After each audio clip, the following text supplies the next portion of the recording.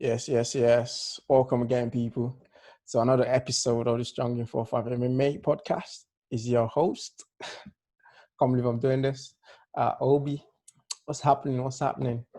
Um, yeah, it's been a while since I last done one of these. I would say a week ago. Generally, I want to be able to do a reaction post the fight card, but I just don't have the time to put towards it as I'm fighting on all fronts. Um, Being a small business owner, especially with the coronavirus situation.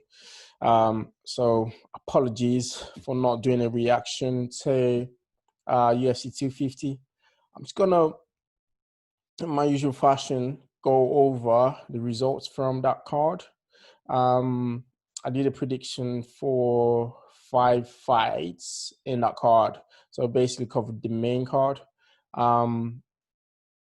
So I'm just going to go over the results, especially covering, what my expectations were with my predictions, and if obviously it went to plan, why it didn't go to plan, just the general analysis. Again, I hate to be that guy that looks at things from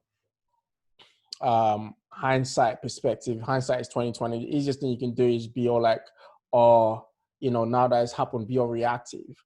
I like to be very proactive with, what I see. And if I get it wrong, I got it wrong. It's MMA. It happens. What you can do, the best thing, I want to do with this platform is to run an analysis and look at things from both sides. Again, you have to be able to respect the skill sets both fighters bring to the table, and from there make a judgment in terms of like where you see the fight going. And that's what I want to do. I want to break down the fights, and from sometimes it's a gut feeling, sometimes it's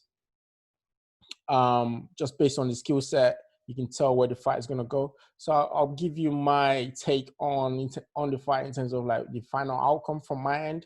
But my goal is to give you all the tools required to make your own judgment call as well. So that's that. So going to the card then, the first fight on the main card was Wineland, O'Malley. If I recall correctly, I got that one super like crazy on point. I thought O'Malley was going to stop him in the first round, and true to form, that happened.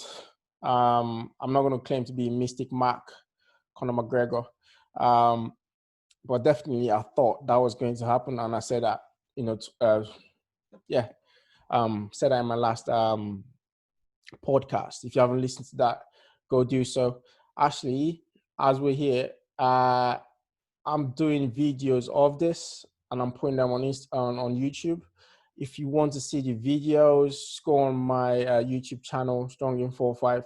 It's on my Instagram. So if you go on my Instagram, on my bio, you would find a link to my YouTube. And I would love for anyone listening to this to help me push this one out, or push out my work. Obviously, if you feel like it's worth pushing out. So support the channel, like, subscribe, all the good stuff. Just put it out for me if you can, if you want to.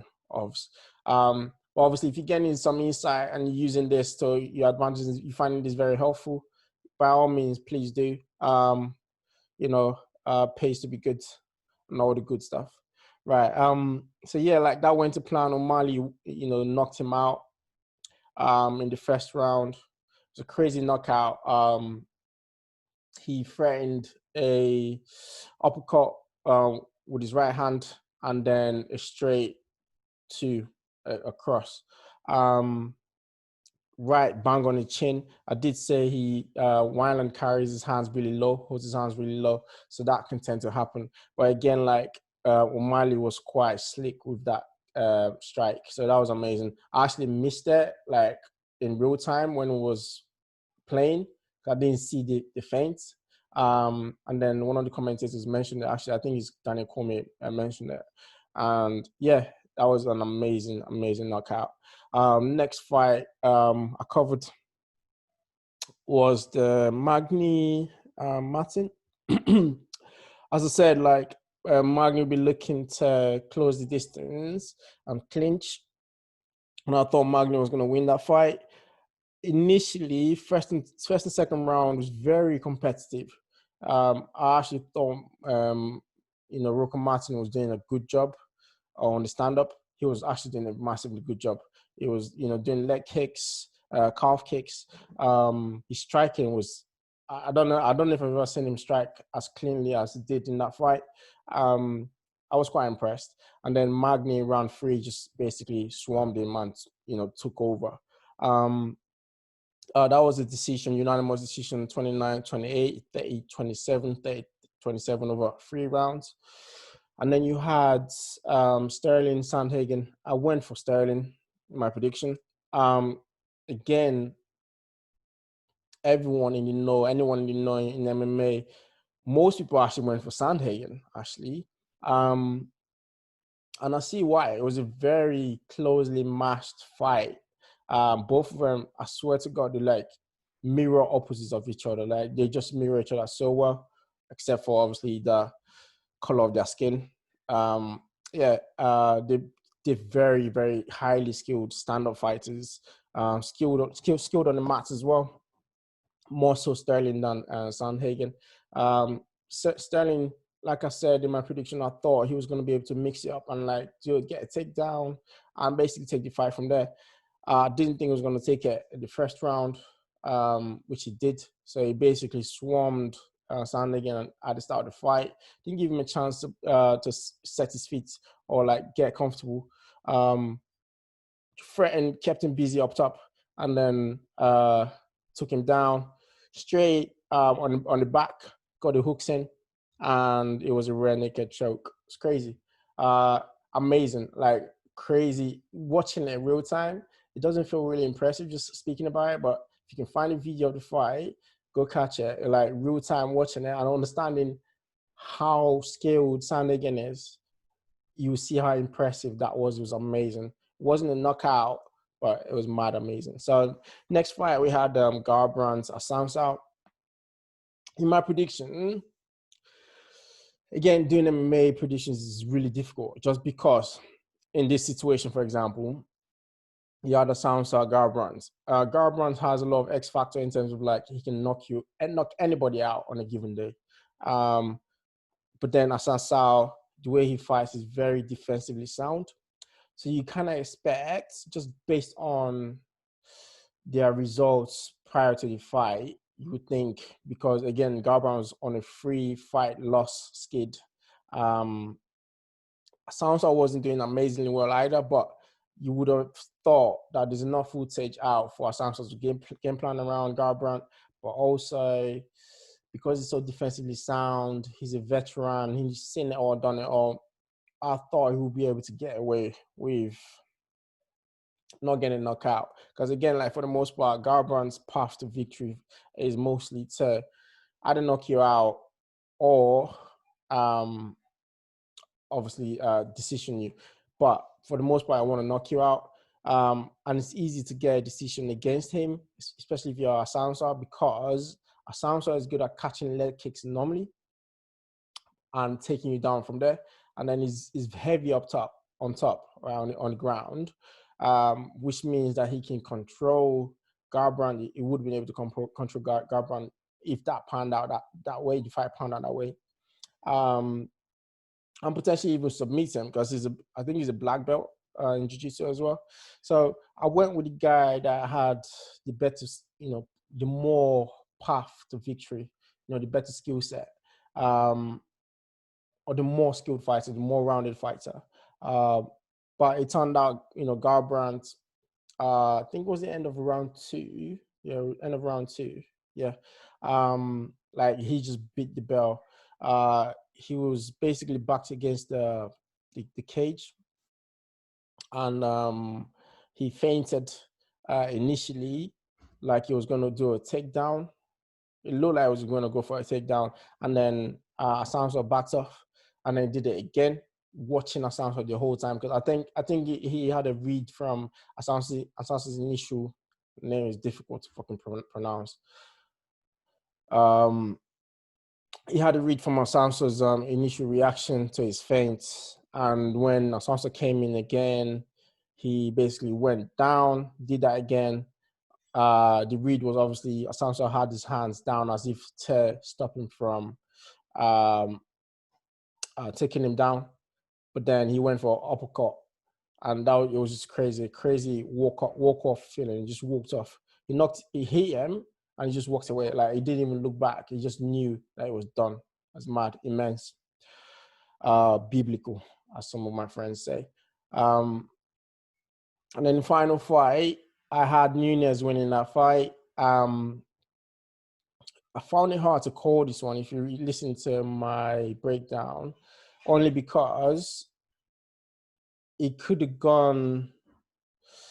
For me, I thought if it went well for Spencer, it would have been like crazy good just because of her skill set in terms of she likes to clinch you, she's got a gas tank, and she's competent on the ground, potentially, can do work on the ground. And if you put that in with the fact that Nunes tends to be, she seems to slow down through the fight, you would think there's a chance for Spencer to take the fight. So that's why I found it quite difficult to break that fight down. However, as it turned out, but also I went for Nunes to win the fight, again, because I thought she has, that X factor. She can knock you out. She's a veteran of the game. She's seen it all, done it all. She knows how to rest and save her gas, well, in the fight, and she knows how to, pull certain little, not stunts, but take you down when she feels like she's being crowded out, or just take you down and hold you down just because she wants to rest, all sorts. So, excuse me. So, I felt she would be able to get through the fight if she didn't get a knockout. She'd be able to get through the fight, and that's what happened. Really, actually, that's not what happened in the fight. Nunes basically destroyed Spencer. When Khabib says to Conor, "I'm going to change your face," I felt like Nunes basically did what Khabib was meaning to do to Conor. He basically changed Spencer's face. Respect to both fighters. I always respect the fighters. I don't want to make any jokes on, at their expense. But definitely, Nunes did a job on Spencer. She took her down easily whenever she needed to. On the stand-up, she was, miles ahead of Spencer. There was a few spinning elbows from Spencer, leg kick, but apart from those, barring those, she didn't really do much. So, yeah, that was a good, call from me on for the most part. If I can pat my back, blow my own horn. 4 out of 5. I actually did put a bet on Garbrandt to win as well in one of my bets, and I put it up on my Instagram, and it meant that I won some money. I didn't put too much money on it though, so something for me to learn. If you're not learning, you're not growing, right? Something for me to learn going forward. And if you don't it says, as Rick Ross says, scared money don't make money. So yeah, I'm gonna look to maybe trust in my instincts a bit more, and make some paper. All right, so on to the cards, the fight night for tonight. Give me a second. So the fight night for tonight, you have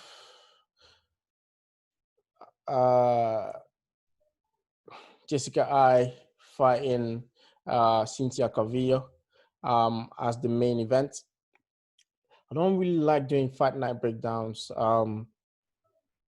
It's because it's not a lot of footage on a lot of the guys on it usually. I'm gonna be honest. So I don't like to do a thorough research of these people. So it can be a bit hard to make a call on where the fight is gonna go. I've decided though to, break down 1, 2, 3, 4, 5 fights, right?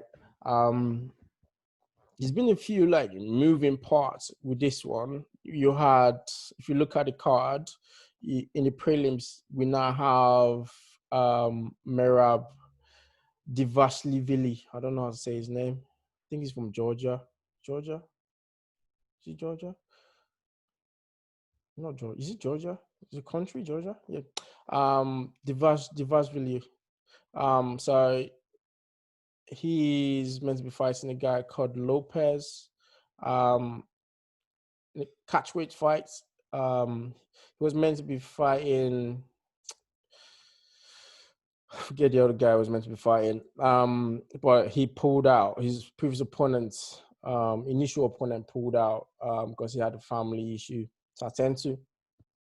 So they had to find a last minute opponent for him, and now he's fighting Gustavo Lopez. Gustavo Lopez is a champion from Combate America. So it's his first UFC fight. Again, I think it was a 3-day last minute call, so 3 days before the fight. So yeah, it's very interesting one in terms of like, you can kind of see potentially where that fight will go. But my breakdown really surrounds Lopez in terms of, I've seen some of his fights. He's comfortable on the stand-up. He likes to get in the pocket, right, and trade. He moves his head quite well, and he's got a very good composure in the pocket. So that's why he enjoys it. He's 4-3 according to his records. Actually, my bad. He's 11-4. So 11-4 meaning he's won 11 fights, lost 4. In those losses, he's had a few KO losses as well. So potentially his chin might not be 100%. I'm just having a look now. So KO. So he's had 2 KOs losses. Lost a decision and a couple of decision losses. And then he's got 1, 2, 3, 4. So 4 KO wins. Well, I say on his record on ESPN, it says 5 TKOs and 2 KOs, right, out of 11 wins. So that's like 7 fights that he's KO'd people. 1, 2, 3, 4, 5. No, actually, so 5 knockouts, 2 of which are TKOs. Sorry, 5 knockouts, 2 of which are KOs. Right. What am I on about? So, and that's out of 11 fights, 11 wins. So you could say he's a bit of a finisher. He's finished 10 fights. That's big. He's a finisher. So it's quite a dangerous one for Merab Divashvili, only because the way Merab fights, he throws a lot of spinning stuff, which can be slightly untidy and hard to manage. Spinning around, if your opponent times you, they can catch you, right? So that can be a bit dangerous. Also, he's not very comfortable on the stand-up. So you see his chin is like hanging in the air. His hands aren't the best. I would say his spinning strikes are his best skills or best tools on the stand-up, actually, which is quite, I don't know, a bit of a crazy thing to say a little bit, just because, again, it can be easily timed and it can be quite dangerous. It's high risk, high reward. You're not going to find Khabib doing that on a fight just because he's trying to, manage the fight. So fight management is not well like it to be, especially in that close contact zone. And that's one place where Gustavo Lopez excels. So I feel like that might be very dangerous, especially with his chin up. His guard is not high up. That's from Merab. What he does well, though, he listens to his corner quite a lot. His fight IQ is not there. Not for me, anyways. It's not amazing. So he listens to his corner a lot, so that helps. He's got a few kicks in there. He mixes up his takedown amazingly. He's got a lot of trips on like doubles, singles. His takedowns are amazing. I believe he's got one of the highest takedown frequency in his weight class. So path to victory for Merab is to manage the stand-up very well, be very mindful of Lopez's hand strikes. Because Lopez, again, he seems very composed in the pocket. But Merab looks like he's way, way bigger than him. So potentially, for me, I see Merab almost dominating the stand-up. But if he's in trouble, he knows to go for a takedown and dominate. So I see Merab, based on skill set, winning this fight, but there's potential for him to get caught out by Gustavo Lopez. All right, so on to the next fight then. 2 seconds. 2 seconds. I'm just trying to get up the ESPN fight card on my phone. On to the next fight then. You go Andre Fili versus Jordan.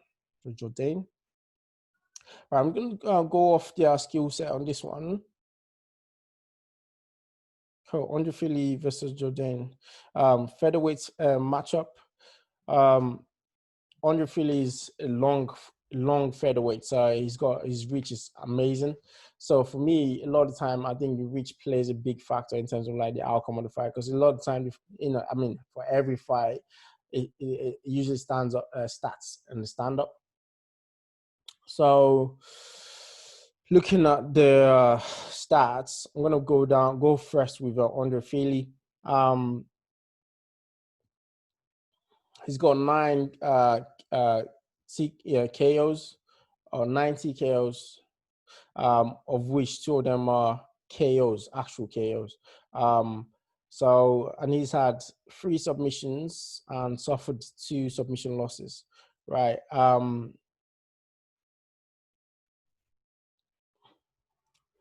So looking at his last fight, he went up against Sodiq Yusuf. And Yusuf is a guy that is from Nigeria, just like myself. He's a guy that is a highly rated prospect. And everyone thought he was going to basically run through Philly. But it was a very competitive fight, competitive bouts. I felt Philly, I don't know, in a way, it almost looked like he did enough to win that fight. Very close fight. Very impressed by Philly. He switches stances when he needs to. He moves his head very well, pulls on punches. He tends to not move in and out too much. He employs the feint very well as well. His stand-up is amazing. Not amazing, but like his fundamentals are key, very good. He's very grounded on the basics. Basics. English is not my first language. So it tends to do very well on the stand-up for the most part, just based on his fundamentals. But also, he's happy to mix up the takedowns very well whenever he wants to, and he does it very well as well. So, yeah, he's very, very good at what he does. And then when you take that back to Jordan, Jordan likes to strike a lot. You can tell he loves fighting. He's very comfortable on the feet, so standing up. He uses, like a lot of kicks, a lot of high knees, a lot of jumping knees, some spinning kicks in there. His hands, though, he gets hit quite a lot. And he's, whenever he goes to strike, for some reason, it seems like he doesn't really make contact. He gets a lot of air strikes. Excuse me. And I think that's down to the fact that he potentially doesn't like being hit, right? So he doesn't want to get in the pocket, and he's not composed in the pocket. I believe Philly is probably not even going to let him get in the pocket too much, because Philly's going to utilize his jab very well. He's going to keep him at distance. And then when he comes up close, I feel like Philly is going to take him down. So because of that, I see Philly taking the fight because he can dictate the pace and the tempo. Philly never tires, never gets tired. Jordan never gets tired either. But I feel like Philly, again, he has all the fundamentals on the stand-up. But also, if he wants to mix it up and take it down, he will take him down. Going on to the next fight, you got Robertson Vittori. It's a middleweight fight.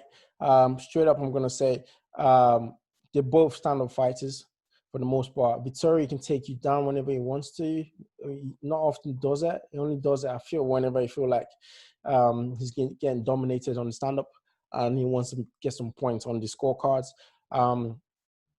It's a lot of bad blood between these two guys, and I feel like they're going to stand in the middle and trade. Robertson believes in the stand-up so much. Vittori wants to make a point as well. So they're going to stand up and trade. Reach-wise, according to ESPN, they got exactly the same reach. Robertson tries to bully you, and he just doesn't move around too much, no head movement too much. His guard is not that amazing, so his defense is not that amazing on the stand-up. He throws ones and twos, no crazy amounts of combinations. Vittori throws threes and fours combinations, four punches combinations. Some kicks in there. The kicks aren't amazing, both of them. And the gas tank is not that amazing. So output-wise, though, Vittori seems to put out a lot of output, more than Robertson. And Vittori's got a chin on him. So how I see this fight going, I just feel like Vittori, again, experience-wise in the UFC, he's seen quite a lot. And I feel like, again, on the stand-up, his hands are crisp as hell. He strikes right down the pipe, right down the chamber. Yeah, and I see that being the case in terms of like overwhelming Robertson. It'd be wise to overwhelm him on the stand-up and then take him down every now and again. So just to, like back up or make it more obvious that he's dominating the fight, essentially. But if they keep it standing, I definitely see Vittori outpointing him on the stand-up. I don't necessarily see a knockout. I just see Vittori outpointing him on the stand-up. All right, on to the final fight. Then you got a women's flyweight bout between Jessica Ai and Cynthia Calvillo. Calvillo is moving up to flyweight. Jessica Ai, she recently had a fight with Valentina Shevchenko, which didn't go very well. So head kick knockout. But again, I think the fact that she had the opportunity to fight with Shevchenko is a big deal. That's how impressive Shevchenko is. But yeah, like skill set wise, Jessica, she likes to bully you. She plays a game of wills. So she comes in and she really wants to win. Right, it's just a case of who wants it more a lot of the time. She has very basic striking. Respectfully, if I could say that respectfully, basic striking. Her leg kicks are her best weapons, I would say. So she goes low leg kicks, calf kicks, not necessarily high or head kicks or anything, just like low calf kicks for the most part. She likes to strike to the body a lot, and then go to the head. So she does some combinations. Again, she comes to your face. She's in your face for the most part. She walks you down. And she plays that game of wheels, massive looping overhands, not a lot of crazy combinations. She doesn't move too well in terms of like defensively moving ahead or moving in and out.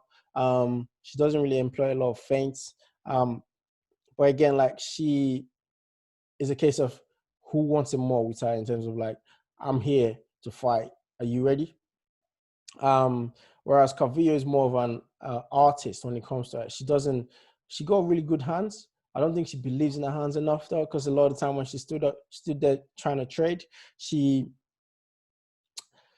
doesn't really put her her output is not very high.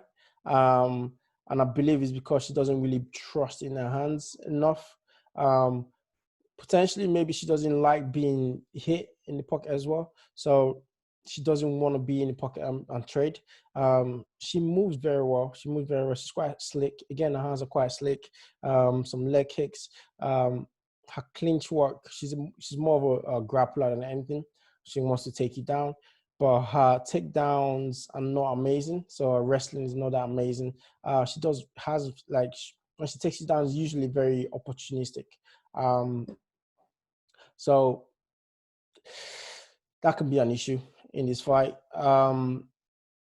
Clinching is not that amazing either as well. So again, like, she wants to take you down, but the path to taking you down is bridging that gap from a stand-up to taking down. She finds hard to do. So that transition period phase is super difficult for her. So because of that, I feel like Jessica Eye is very likely to win this fight, and I would go for her. So just to recap, then the people are my picks for the fights. I've gone for I've gone for Vittori, gone for Merab. Yeah, he was meant to be fighting Reborg, or Reborg is being pulled out. So Merab is fighting Gustavo Lopez. And I've gone for Merab against Gustavo Lopez. I've gone for Philly against Jordan. I also looked at the Charles Rosa versus Aguila fight. I believe that's been moved to the main card. It's a lightweight fight. Rosa is a BJJ artist. He likes his spinning stuff. All the BJJ guys seem to like the spinning stuff for some reason, or the wrestlers. I believe because they know they're very competent on the ground. If they need to, defend themselves when they're on the floor, they will do.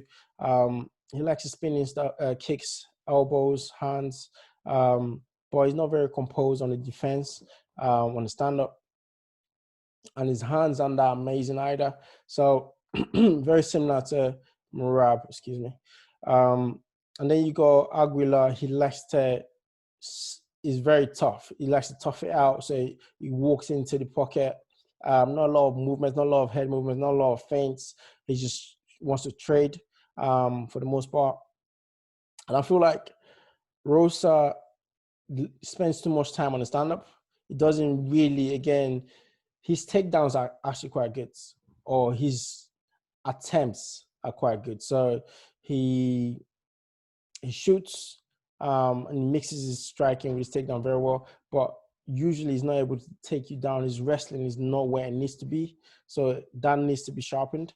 I believe if he's able to take down Aguila enough in this fight, then he easily runs away with this one. However, I don't think he'll be able to take Aguila down as much. Aguila's got a better reach. I believe Aguila's a bit stronger as well. So I think this is gonna play out on the as a stand-up fight. And if that's the case, then Aguila takes it. So that's it, guys. Thanks for listening. Thanks for watching if you watch this on YouTube. And yeah, go place these bets. If you find this useful, let me know. Share, like, subscribe on YouTube.